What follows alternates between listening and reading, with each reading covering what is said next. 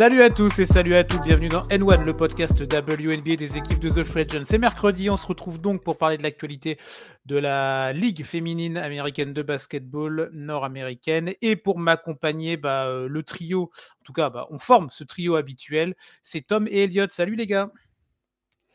Bonjour à toutes, bonjour à tous. Écoutez, encore, on se retrouve comme tous les mercredis pour parler de WNBA. Profitons-en parce que c'est bientôt la trêve des JO.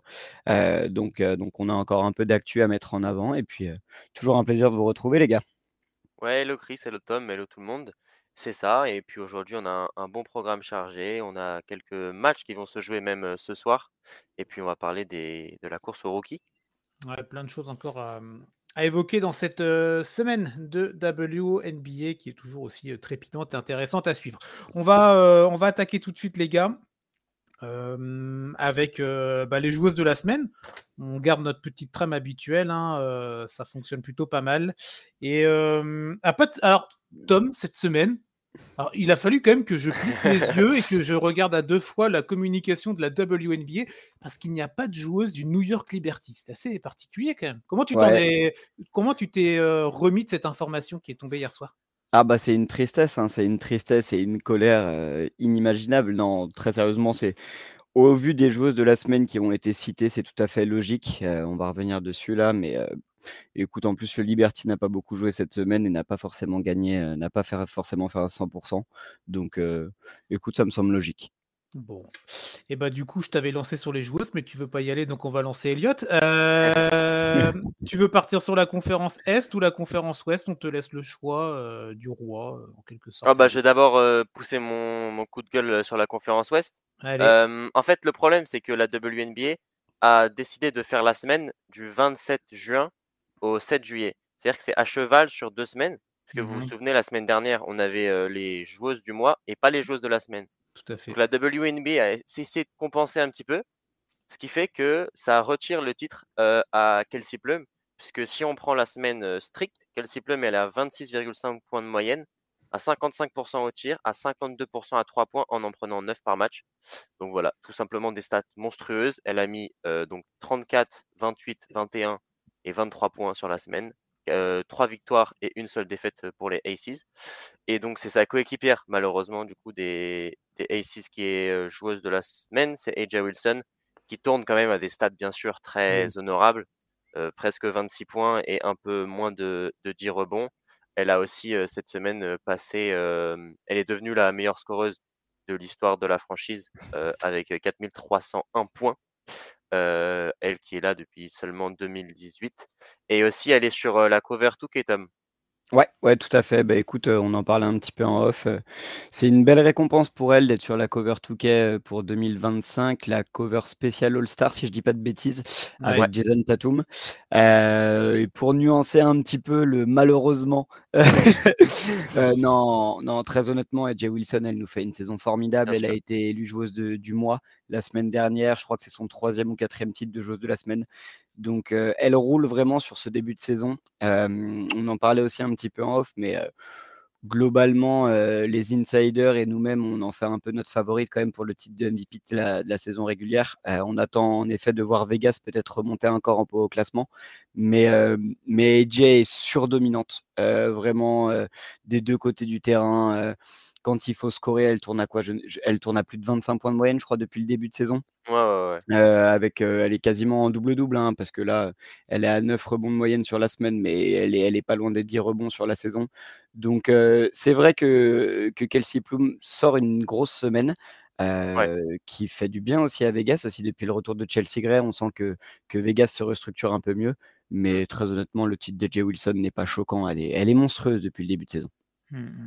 Du côté de la conférence Est, messieurs, on va en parler tout à l'heure quand on fera notre petit focus, mais il faut quand même l'aborder tout de suite. C'est Angel Reese qui est nommée joueuse de la semaine. Ouais, et puis Ouais. c'est la première rookie à avoir un titre de joueuse de la semaine cette saison. Et Mhm. puis honnêtement, c'est mérité. Elle est devenue la joueuse avec la plus grande série de double-double de l'histoire, avec 13 consécutifs. Mhm. Et elle tourne à presque 17 points et 14 rebonds sur cette semaine. Donc c'est complètement délirant. On assiste vraiment à une des rookies 2024 qui sont exceptionnels. La QV est fantastique et justement, on va y revenir tout à l'heure. Ouais, complètement. Et puis, bah, comme AJ Wilson, du coup, elle enchaîne le titre de rookie du mois la semaine dernière avec le titre de joueuse de la semaine. Très, très mérité aussi pour Angel Reese. Le Sky n'a pas forcément un bilan magnifique, mais commence quand même petit à petit à gagner en régularité. On en reparlera sur le point classement. Et Angel Reese, elle attire l'œil et puis c'est très rigolo encore une fois de voir Angel Reese et AJ Wilson obtenir des titres comme ça individuels parce qu'on sait qu'en termes de mimétisme, Angel Reese a pour modèle AJ Wilson, que ce soit aussi bien dans le jeu que dans la tenue.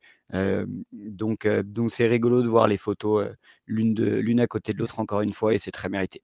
Bon, petite perf quand même pour Angel Reese sur l'échelle de la franchise du Sky. C'est la première recrue depuis 2013 à être nommée joueuse de la semaine. C'était Ouais. Elena Deledon là, qui avait eu ce titre-là, en tout cas la dernière fois pour une joueuse de Chicago. Donc, on en reparlera tout à l'heure de Angel Reese. Donc, on va avancer et on va faire notre petit point classement. On est bien avancé là maintenant. On est à quoi les gars? On est à un peu plus de 20 matchs de jouer, donc Ouais, on a passé la mi-saison. on a passé la mi-saison exactement. Et ce qu'on voit les gars, on en avait un petit peu parlé la semaine dernière. Il y a vraiment deux blocs. Il y a un premier bloc avec des équipes qui ont des bilans positifs, donc évidemment là sur le haut du panier. Et ensuite une bataille pour les spots 7 et 8. Et encore en dessous, on a vraiment les équipes qui galèrent un petit peu quand même. Ouais, c'est ça. Bah, écoute, pour parler rapidement du haut du tableau, on a toujours pour le moment notre trio de tête avec le Liberty, Connecticut et Minnesota, qui enchaînent les victoires. Le Liberty et Vegas d'ailleurs 5e qui est pas très loin, qui ont entre guillemets sur les 10 derniers matchs, le meilleur bilan avec 8 victoires et 2 défaites. Et puis Seattle et Vegas 4e et 5e qui continuent à pousser sur Minnesota, qui continue à mettre la pression. Hier, si je dis pas de bêtises, dans la victoire contre les Sparks, Nafisa Collier a pu entre guillemets se reposer et ça n'a pas empêché Minnesota de prendre cette victoire. Mais il va falloir faire attention parce qu'on sent que les équipes derrière poussent. Phoenix semble bien installé aussi à cette 6e place avec un bilan presque à l'équilibre. Et logiquement, ne devrait pas voir ni le Fever ni Chicago revenir, quoique on ne sait jamais. Et puis pour parler aussi rapidement du bas de tableau, après Elliot, je te laisse la main. Atlanta est en train de perdre tous ses moyens après un début de saison assez compliqué.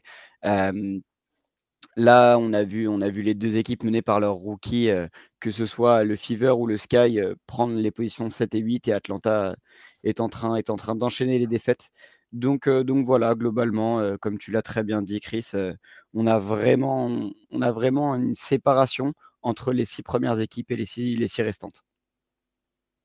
Ouais, juste, je me permets pour rebondir sur Atlanta, c'est vrai que quand on regarde les dynamiques, c'est toujours intéressant d'aller au-delà juste du ratio victoire-défaite. Là, Atlanta, c'est 2 victoires et 8 défaites sur les 10 derniers matchs.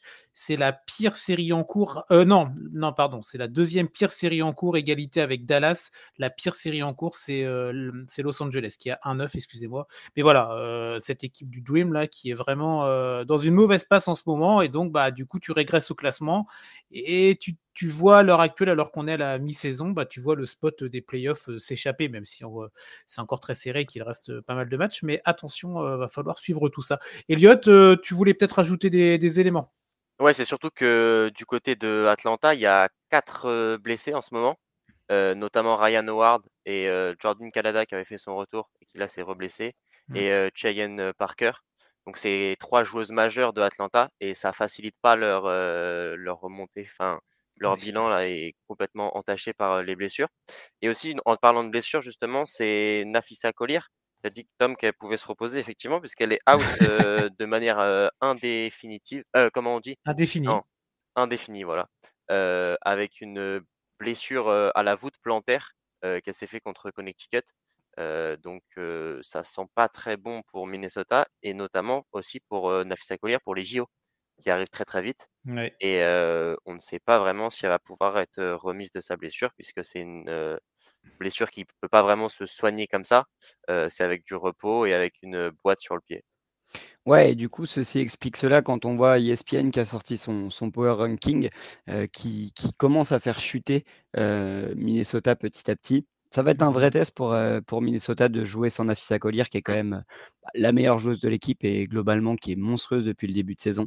Hem, on en parlait, on en a parlé les dernières semaines, mais Minnesota a proposé de très belles défenses, notamment contre le Liberty lors de la finale de la Commissioner Cup et globalement, tu sens que c'est un collectif qui tourne très bien, mais avec une joueuse clé quand même, qui est Napheesa Collier depuis le début de saison.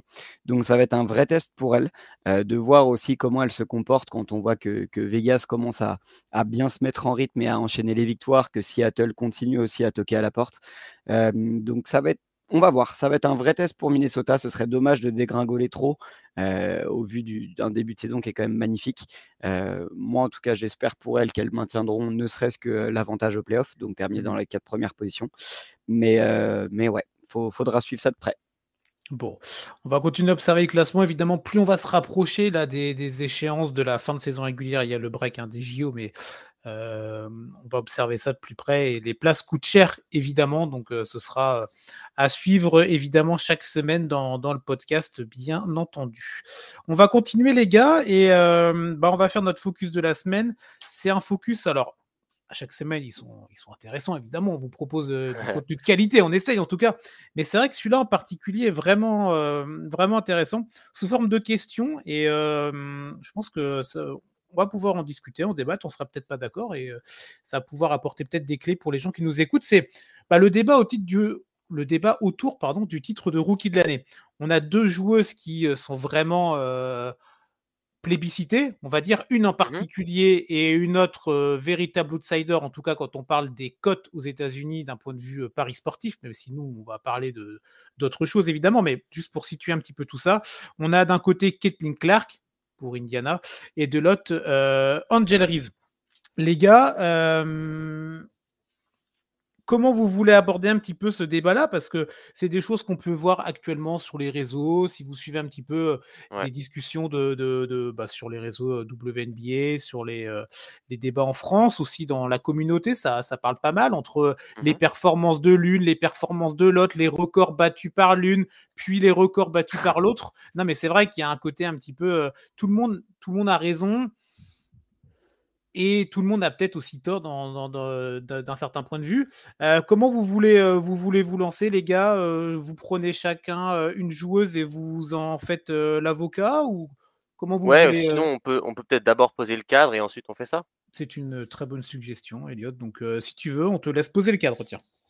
Donc on reprend, les bases, Caitlin Clark, Indiana Fever. Indiana est actuellement 7e de la ligue avec un bilan de 9 victoires et 13 défaites et de l'autre côté, Angel Reese, du Chicago Sky qui est juste derrière 8e au classement avec 8 victoires et 12 défaites.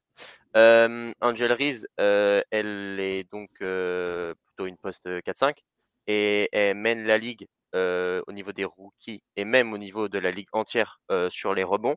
Ensuite, Caitlin Clark, elle mène les rookies sur, les points, les assists et donc c'est un peu un duel de profils et c'est un peu difficile de les comparer aussi, puisqu'on a plus une meneuse de jeu et une poste intérieure. Donc au niveau de l'impact, il est différent et au niveau des stats, qu'elle domine, c'est différent aussi. Donc Tom, je te laisse, la main. Bah, écoute, ouais, sur ce format-là, je te propose que entre guillemets, on défende chacun, Ouais. nos joueuses. Moi, je vais prendre le dossier Caitlin Clark, non pas que j'ai moins d'attache à Angel Reese que je trouve formidable depuis le début de saison, mais j'aimerais quand même qu'on remette un petit peu de respect sur Caitlin, qui, entre guillemets, a été un réel tremplin, je pense, cette saison pour la WNBA. On l'a attendu comme ça, une surmédiatisation, sur sa fin de saison universitaire. Elle a enchaîné directement avec la WNBA et un début de saison avec un calendrier monstrueux. On rappelle que le Fever a été l'équipe qui a le plus joué sur le début de saison et qui, du coup, a eu, un peu de mal aussi à se mettre en rythme. Caitlin a été énormément utilisée en termes de minutes, ce qui, bien évidemment, n'est jamais facile déjà de 1 pour s'intégrer dans une équipe, s'intégrer dans une ligue professionnelle où elle était énormément attendue médiatiquement, mais aussi par, globalement les joueuses de la ligue, hem, où il fallait aussi remettre entre guillemets un peu de respect sur certaines joueuses qui n'ont pas voulu se laisser déborder par une rookie. Et à côté de ça, on sent vraiment que Caitlin est en train petit à petit de prendre ses marques et d'imposer son style de jeu. Pour parler un petit peu comme ça des stats et globalement de ce qu'elle a déjà réalisé, c'est quand même la première rookie de l'histoire à réaliser un triple-double. C'est la première joueuse aussi du coup du Fever à réaliser un triple-double. C'est monstrueux, elle tourne à 16 points de moyenne, 6 rebonds, 7 passes, pratiquement une interception et demie. Pas mal de pertes de balles, mais petit à petit, on sent aussi que là-dessus, il y a du progrès. Là où en début de saison, elle tournait plus autour des 8-10 pertes de balles, là, elle tourne sur une moyenne de 5,5, ce qui est beaucoup, mais ce qui est normal pour une joueuse sur un poste extérieur qui tente énormément. On le voit aussi en NBA, généralement, c'est sur ces postes-là que les joueurs ont plus tendance à créer et donc à tenter des passes plus compliquées. À côté de ça, elle enchaîne quand même 3 double-doubles consécutifs point passe. Donc là où le ratio de passe est passé au-dessus du pourcentage de perte de balles, ce qui est quand même toujours intéressant pour une joueuse extérieure. Et puis à côté de ça, c'est quand même la première rookie de l'histoire à enregistrer en WNBA aussi rapidement 350 points, 100 rebonds, 150 passes. Elle a joué que 22 matchs depuis le début de saison et globalement dans sa carrière WNBA. Donc, on en attendait, pardon, excusez-moi, on en attendait beaucoup de Caitlin Clark sur le début de saison. Elle a été énormément mise en avant médiatiquement et petit à petit, on sent qu'elle commence à répondre. Il y a eu tous les débats autour de sa non-sélection au JO, mais qui, au final, elle a très bien aussi su gérer cette non-sélection. Elle communique aussi très très bien. Et puis globalement, tu sens qu'elle prend ses marques. Donc dans la course du rookie de l'année, ça va être une course acharnée parce que de l'autre côté, toi, je vais te laisser parler d'Angel Reese, mais moi, j'en fais quand même ma petite favorite, Caitlin. Ouais, bah tu l'as bien dit, il n'y a pas vraiment pour l'instant de mauvaise réponse entre les deux. C'est vraiment juste, ça joue dans des détails. Et oui, donc moi je vais revenir sur Angel Reese. Et elle qui notamment a été forcément un peu moins attendue aussi forte cette saison, puisqu'elle était pick numéro 7 quand même, par Chicago. Chicago qui avait 2 picks et qui a pris Cardozo en premier et Mhm. ensuite Angel Reese, à noter. Et donc Angel Reese, comme je l'ai dit tout à l'heure, elle a fait 13 double-doubles consécutifs. C'est pas un record tout simplement pour une rookie, c'est un record de l'histoire de la ligue, de toutes les joueuses qui ont foulé un parquet WNBA. Tu parlais aussi d'une montée en puissance, c'est effectivement le cas pour Angel Reese. On sent que les rookies s'adaptent à la ligue, c'est mathématique, hein. Elle a connu une augmentation de 3 points par rapport à sa moyenne depuis le 31 mai. On sent que vraiment elle s'adapte. Et puis sur des stats un peu plus avancées, notamment les win shares, le defensive rating, l'offensive rating, le net rating, elle est largement devant Caitlin Clark puisqu'elle a 18,3 de net rating, alors que Caitlin Clark elle a 0,6 de net rating. Angel joue un peu moins de minutes aussi, 3 de moins, donc ça contribue. Et puis elle est vraiment l'exemple d'une joueuse qui a envie d'apprendre, elle a soif, elle a faim de victoire. On sait que Chicago avait une période un peu compliquée où ils ont enchaîné quelques défaites et en conférence de presse après, elle était vraiment très, très contente de gagner. Elle a cet esprit, de victoire et cetera et aussi, très récemment son double-double, avec 27 points et 10 rebonds contre Seattle. Seattle qui est top 4 de la ligue et qui est une des meilleures défenses. Ce double-double était vraiment impressionnant, puisque ça a permis à Chicago de prendre une belle victoire, 88-84 contre Seattle, alors que c'était pas forcément gagné sur le papier. Aussi, on va finir là-dessus, elle est en passe de réaliser le plus grand nombre de rebonds en une seule saison. Il lui faut juste une moyenne de 8,4 rebonds jusqu'à la fin de la saison pour battre ce record. Et puis, honnêtement, elle est aussi en tête des double-doubles dans toute la ligue. Et seule une rookie dans l'histoire de la WNBA, qui est Tina Charles, a mené la ligue sur les double-doubles pour une saison. Donc honnêtement, assez impressionné parce que on l'avait vu chez, chez, chez LSU avec Caitlin Clark se batailler. Et cette rivalité se retranscrit chez les pros Et c'est ça que je trouve assez impressionnant. Ok. Alors, c'est vrai que là, on vous a donné beaucoup de chiffres, beaucoup de stats. Comme je vous disais tout à Ouais, l'heure en introduction, elle a battu le record de triple-double, elle a été la première à faire tel truc, elle a été ceci, elle a été cela. Et c'est vrai que c'est des faits, c'est des éléments factuels qu'il faut prendre en compte et qui seront pris en compte évidemment par les votants. Après, c'est des arguments, par exemple, tous ceux qui sont pour la team, entre guillemets, Caitlyn, et ben, ils vont sortir les arguments bien sûr. plutôt les arguments de Tom. Mais c'est pas du tout un reproche. Et pour Angel Reese, c'est plutôt tout ce que toi, tu as pu dire, Elliot. Moi, la question qui m'intéresse au-delà de toutes les stats, et il fallait les donner parce que c'est des éléments qu'il faut prendre en compte et que les gens qui nous suivent veulent le savoir ou en tout cas connaissent peut-être pour la plupart, c'est votre ressenti à vous, ce que vous avez donné chacun, votre joueuse, avec tous les éléments chiffrés. Mais de ce que vous pouvez voir dans les matchs, de votre approche du basket, de votre ressenti, en fait, de votre feeling, parce que on est là aussi pour discuter de notre attrait au basket, on n'a pas la même vision des choses.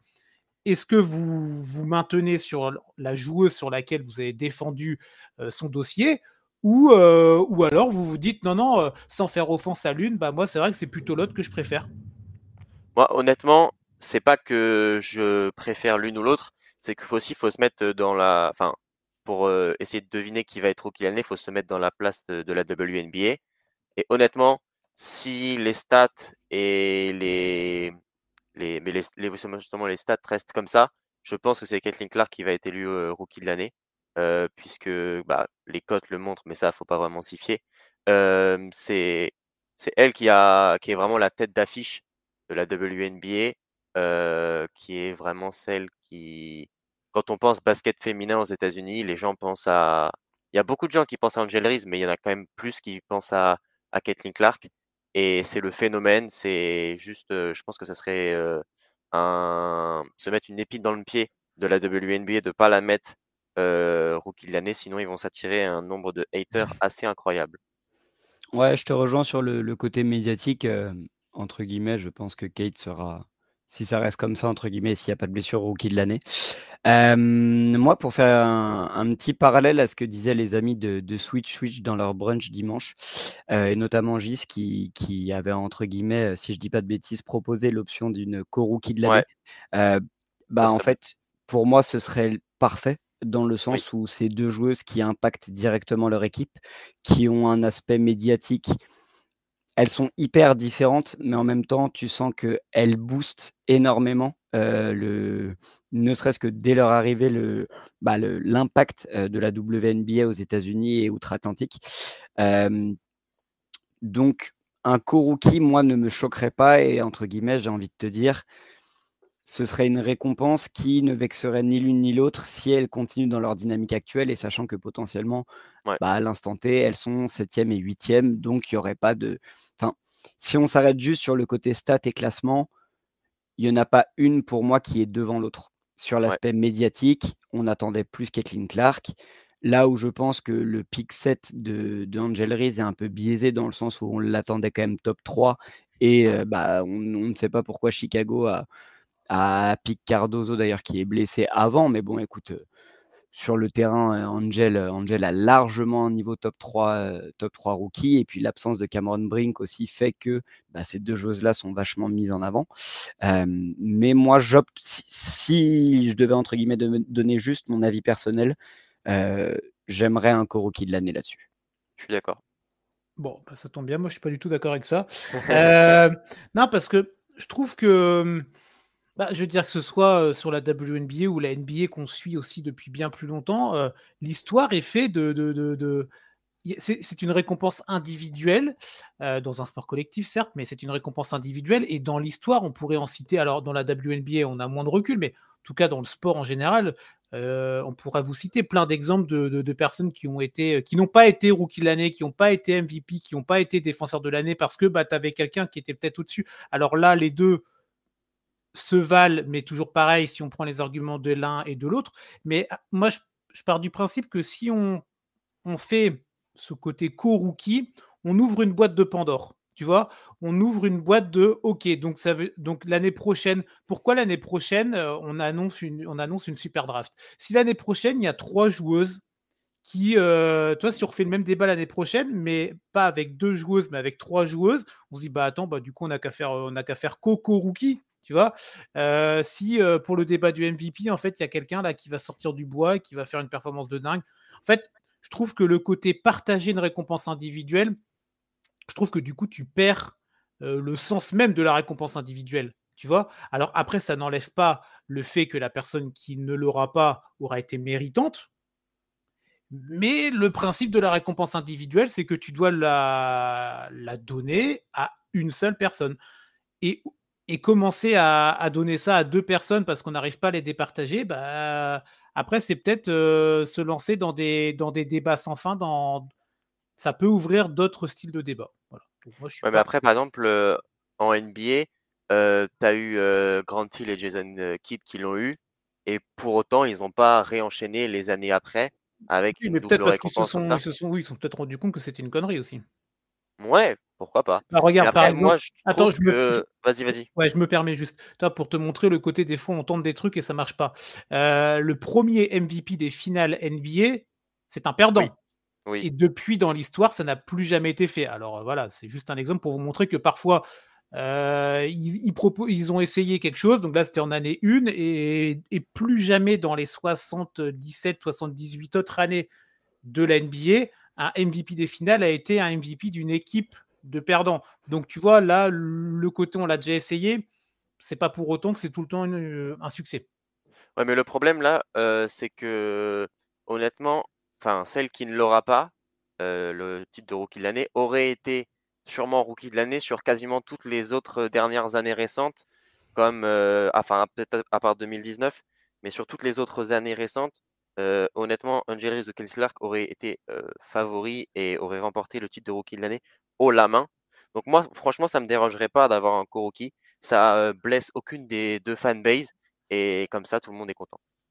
Ouais, moi, pour donner mon avis là-dessus, j'entends vos 2 arguments et pour moi, vos 2 arguments sont recevables dans le sens où c'est un trophée individuel qui doit aussi mettre en avant une seule personne. On a eu l'exemple cette année, même si Victor a, bah, brillé en fin de saison, mais il y a eu un débat entre Chet et Victor pendant un moment pour savoir est-ce qu'on donne un co-rookie, machin. OK. Donc là-dessus, moi, Chris, je suis d'accord avec toi. Là où je rejoins un peu Elliott, c'est que sur l'aspect purement médiatique, c'est 2 joueuses qui contribuent presque Ouais, l'une autant que l'autre au développement de la WNBA et qui ont, selon moi, ont fait passer un step ensemble à la WNBA sur le côté médiatisation, remplissage des stades, diffusion outre-Atlantique. C'est-à-dire qu'on attendait beaucoup plus Caitlin là-dessus et finalement, en fait, Angel Reese a autant d'impact qu'elle. Donc là où le co-rookie me choquerait un petit peu moins, c'est qu'elles ont quand même toutes les 2, au-delà du côté terrain, mmh, impacté énormément la ligue dans l'aspect médiatique et audiovisuel, télévisuel. Après, en effet, hein, pour rester dans le format un peu classique et puis on a un débat qui est à mi-saison, donc il reste quand même Oui. une vingtaine de oui, matchs. On ne sait pas, hein, on sait très bien qu'il y a les blessures, il va y avoir une trêve des JO. Si ça se trouve au retour, après avoir pris entre guillemets 2 semaines de vacances, Caitlin Clark, elle revient, elle va tourner à 20-10 de moyenne et elle aura peut-être clôturé les débats à ce moment-là. Mais c'est vrai qu'à l'instant T, déjà, c'est très, très dur de sortir une favorite parce que globalement, elles se valent et les bilans, collectifs sont quasi les mêmes. Mhm. Mais, je les 2 arguments pour moi sont recevables. Ok. Bon. Alors, certes, nous ne sommes qu'à la mi-saison, mais je vais quand même vous poser la question. À mi-saison, pour vous, là, ce soir, vous devez remettre le trophée. Vous êtes sur la scène, le pupitre avec le trophée. À qui vous donnez la récompense du rookie de mi-saison? On va dire ça comme ça, du coup. si on doit le donner à une seule personne, moi, Caitlin Clark. Après, Ah si bah, tu veux, non, mais après, si tu veux garder les deux, tu gardes les deux. Moi, Ah, c'est juste. pour moi, c'est co-rookie tous les Ok, jours. ok, pas de souci. moi sur la dynamique actuelle et pourtant je pense que Kate l'aura à la fin de saison, mais sur la dynamique actuelle et ce que fait Angel Reese depuis un mois, j'aurais peut-être tendance à le donner à Angel Reese sur le mois qui vient de se passer. On a inversé nos 2 picks, c'est On bien. a ouais, on a Ouais, mais c'est inversé, rigolo. Mais oui, mais mais ça ce qui montre montre aussi. Voilà. voilà, ça montre qu'on C'est la est complexité. voilà, on s'est fait les «avocats du diable» entre guillemets pour défendre nos dossiers, mais tout ça pour vous dire que c'est 2 joueuses qu'on apprécie Bien sûr. énormément Mm, et mm, mm. qui sont déjà ultra impactantes, donc il y a pas de favoritisme en fait.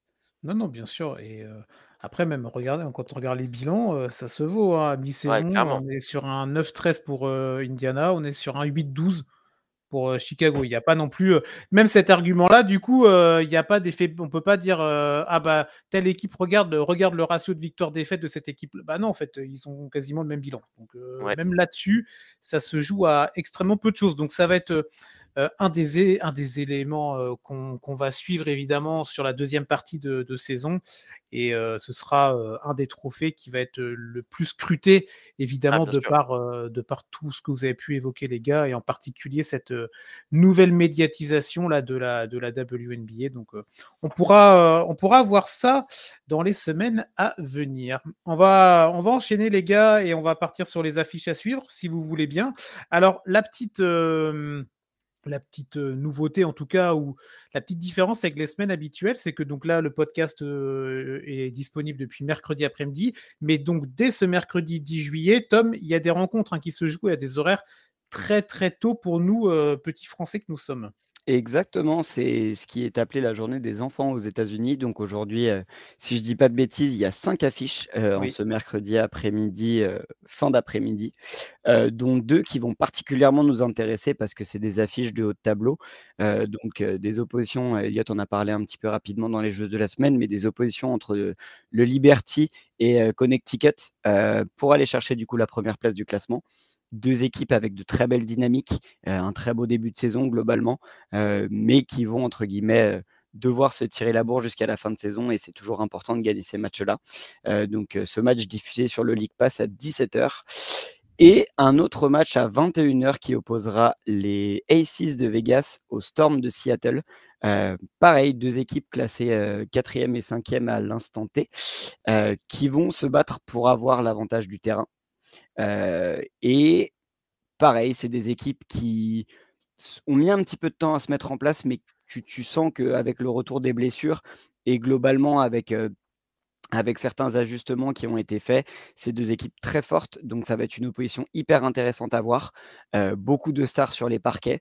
Hem Si je ne dis pas de bêtises, il y a eu une défaite un petit peu moche de Vegas cette semaine contre les Sparks, et Ouais. je pense qu'elles vont avoir aussi envie de redresser la barre tout de suite et de mettre la pression sur Minnesota, avec la blessure de Nafisa Collier. Donc 2 affiches qui vont être très, très cool à suivre, et on vous invite vraiment à, si vous n'avez jamais vu entre guillemets encore pour le moment de match WNBA, là vous avez la chance d'avoir 2 matchs à horaire plus que sympa, donc n'hésitez pas et foncez. Voilà. Ouais, et une petite dernière info sur, le match, de 17h. Il y a Bethany Jaleni qui vient d'être, annoncée out à cause d'une blessure au genou. Donc ça Bon. pourrait peut-être changer, l'issue du match. Bon, ce sera à suivre, mais ouais, 5 affiches de 17h à 20. Le dernier match commence à 21h30, je crois, quelque chose comme ça. C'est ça. Donc vous pouvez vous faire une belle fin d'après-midi, début de soirée, autour du basket, féminin. Elliot, on poursuit avec un horaire un petit peu plus traditionnel, dans la nuit de jeudi à vendredi, 1h du matin. En fait, c'est un double header. Il y a un premier match de la nuit de jeudi à vendredi et les 2 équipes se retrouvent le samedi à 19h. Ouais, Chicago qui va avoir une, fin de semaine très chargée puisqu'elle joue ce soir, elle rejoue dans la nuit de jeudi à vendredi et elle joue samedi. Mmh. Et donc 3 matchs en 4 jours, et Chicago qui va affronter 2 fois New York.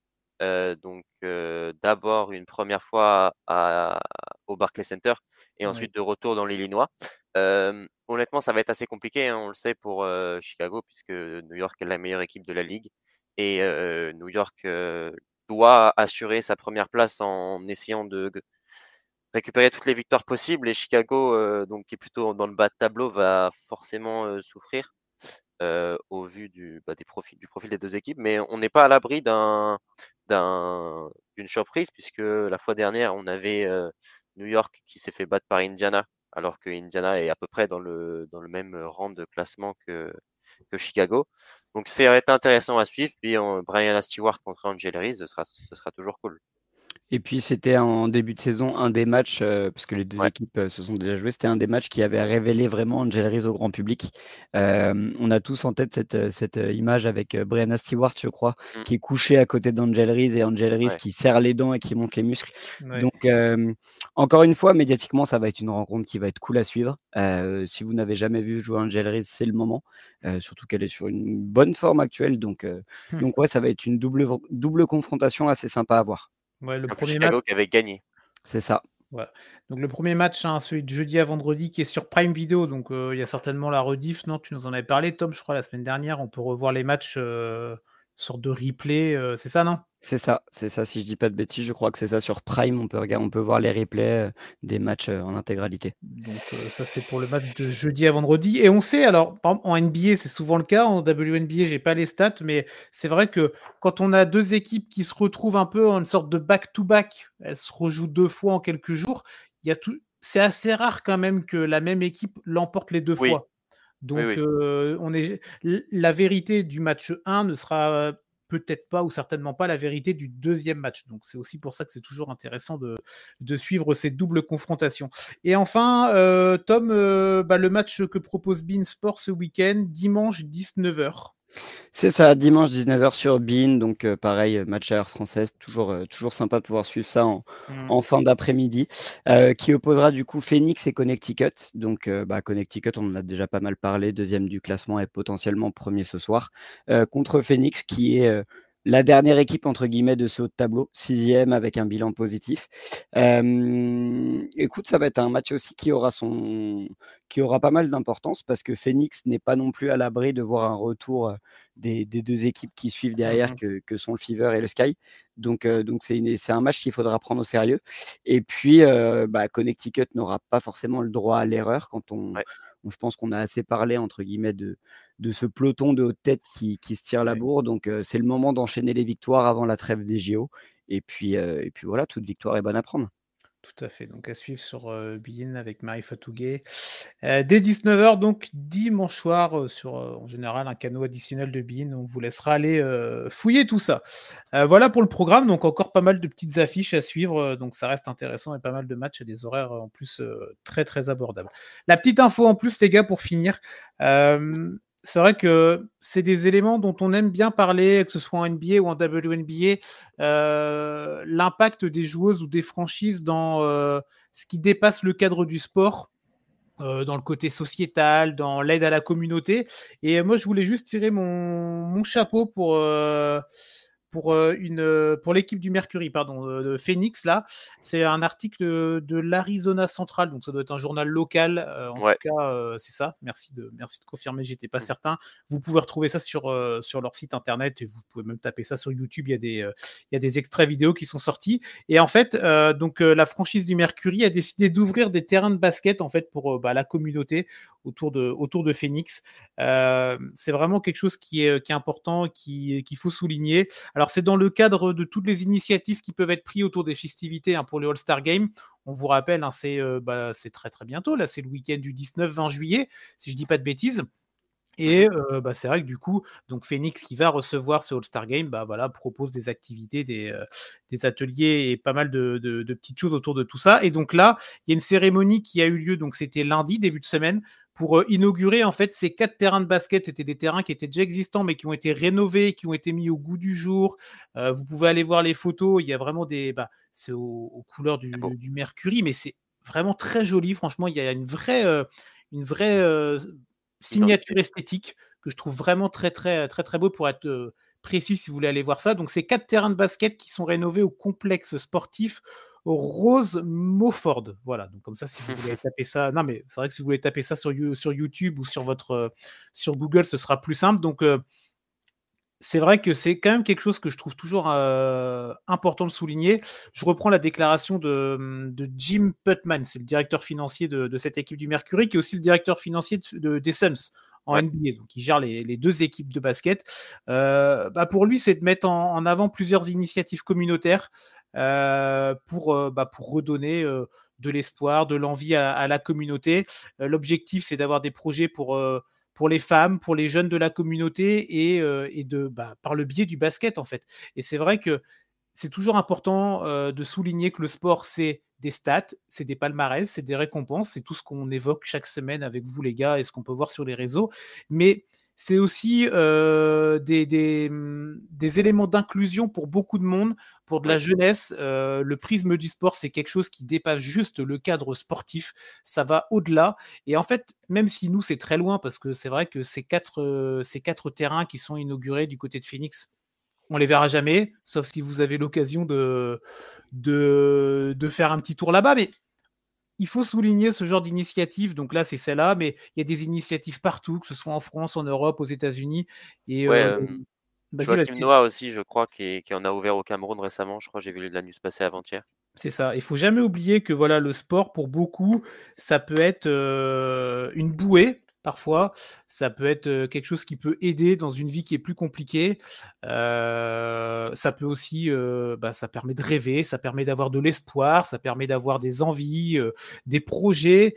Et voilà, moi je trouve que quand on est une franchise comme là El Mercury ou comme n'importe quelle autre franchise de sport, il faut aussi savoir donner aux autres et donner aux communautés.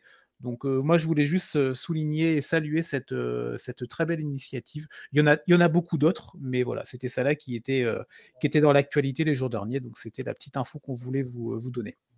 Petit coup de projecteur sur une très belle idée du Mercury. C'est ça. Donc c'était la petite info en plus pour clôturer cette émission. Alors la petite info en plus, on a la deuxième petite info en plus, mais elle est là toutes les semaines. Donc finalement, c'est plus vraiment une info. Hein. C'est Tom, ton petit space. On te laisse faire ta petite auto-promo là. Vas-y. Exactement. Et non, tu vois, la semaine dernière, j'étais en pause. Donc, comme quoi. Non, cette semaine, écoutez, si vous souhaitez aussi suivre un petit peu l'actu WNBA en prolongement de ce podcast, n'hésitez pas à nous retrouver à 19h en space sur Twitter, anciennement Twitter X, on va dire. On suivra du coup et on reviendra un petit peu sur toute l'actu et puis on suivra peut-être un petit peu quelques matchs en direct. Donc voilà. Sur le Twitter de Coast to Coast avec peut-être vous les gars si vous êtes dispo et puis d'autres intervenants qui seront très sympas à écouter. Bon, alors moi je ne serai pas là parce que en plus ce n'est pas une vanne, j'ai piscine. Mais c'est vrai en plus, donc voilà. Moi je serai là. Bon, en tout cas, on vous invite à y aller évidemment. Donc hop, le podcast, mais si vous en êtes à ce moment-là, c'est que vous arrivez à la fin, vous avez tout écouté. Le space de Tom, les matchs ensuite ou pendant, voilà, vous avez plein de WNBA là dans les oreilles, dans les yeux pour les heures et les jours à venir. Les affiches, on vous en a parlé pour ce week-end. Et voilà, donc on va se retrouver mercredi prochain, les gars, pour un nouvel épisode autour du basket féminin. Je vous remercie déjà d'avoir été présent pour ce 10e épisode déjà. Wow, ça passe vite. Merci Chris, merci Tom, merci tout le monde.